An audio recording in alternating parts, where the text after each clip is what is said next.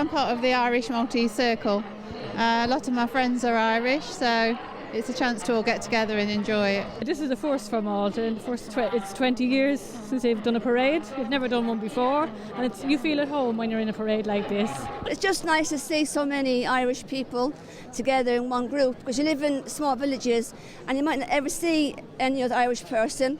So you have a day like this where they all gather, and it surprises me how many Irish people are on the island, really. Jiena għext 20 sena l-Ingilterra, għamilta ħafna ma' nies sbieħ Irish, kont naħdem ukoll l-Irlanda, kont nsuq it-trakkijiet u ndur l-Irlanda kollha.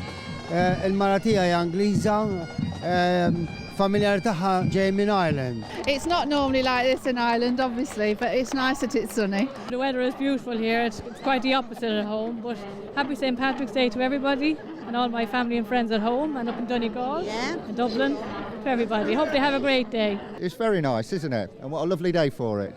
Well, St. Patrick has long been associated with Ireland as St. Paul has with Malta, and what we have here today is a fantastic combination of the best features of St. Patrick and St. Paul as Ireland and Malta work beautifully together in the gorgeous sunshine. And I think after the great success of today, we will definitely see this parade going from strength to strength in years to come as all the Irish and Maltese come out together in the sunshine to enjoy it.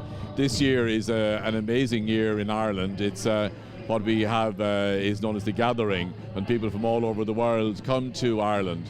We have Joseph Calleja performing in Dublin in April, and that'll be a wonderful opportunity for Maltese people and people from all over the world to come to Ireland.